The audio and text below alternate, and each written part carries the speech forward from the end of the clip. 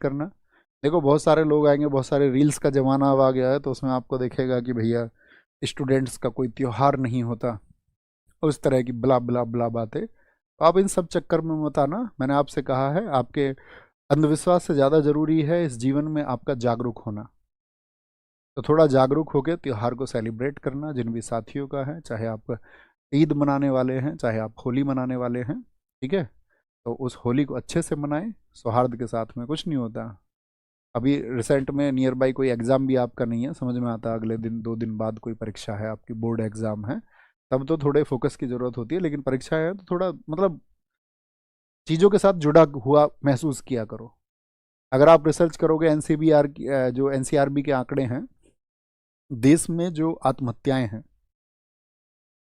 उसमें आत्महत्या जो छात्र कर रहे हैं, छात्र आत्महत्या की अगर हम बात करें, क्योंकि बाकी आत्महत्याएं तो किसी पारिवारिक कलेश, पारिवारिक कारण, आर्थिक स्थिति आदि की वजह से होती हैं।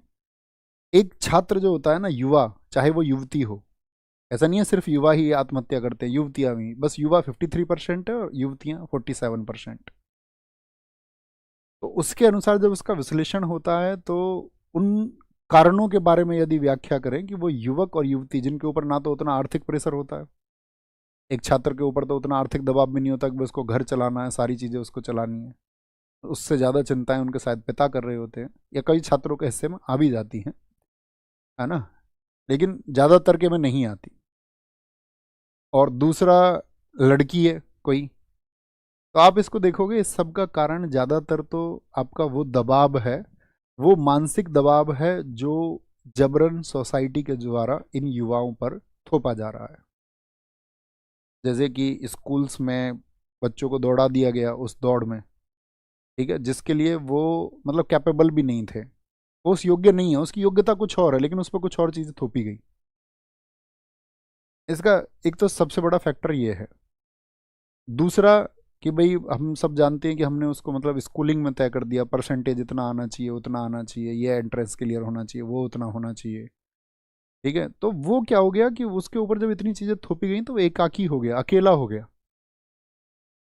तो मेरी आप सब लोगों से विनती यही है कि आप मतलब उस तरह का माहौल क्रिएट मत करो कमरे में बंद होने वाला, थोड़े ओपननेस के साथ रहो।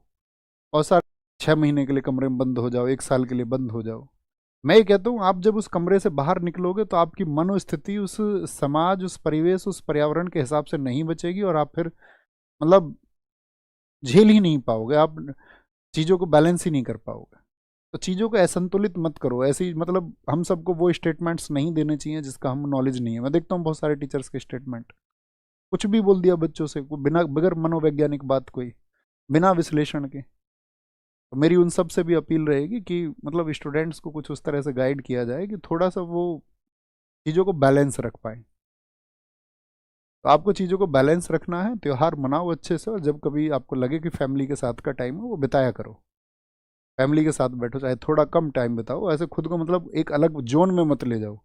कुछ ने क्या किया कि सिर्फ शेयर करेंगे चीज़ों को, दोस्तों से करेंगे क्योंकि दोस्त सुन लेते हैं, आपने उनको सुनने के योग्य बनाया, वो अनजान व्यक्ति थे, अच्छी बात है आपके हिस्से में अगर अच्छे दोस्त आ जाते हैं, लेकिन फैमिली भी उतनी ही महत्वपूर्ण है, वहाँ भी वो दोस्त बनाइए और वो समय वहाँ भी दीजिए। ओके, तो ख्याल रखिए अपना बहुत सारा, अच्छे से जश्न मनाएं। कल की क्लास में एंड करेंगे इसको और फिर छुट्टी रहेंगे, आराम से रिवीजन करना, पुरानी चीज़ों को अच्छे से पढ़ना, रिसर्च करना। Thank you, take care.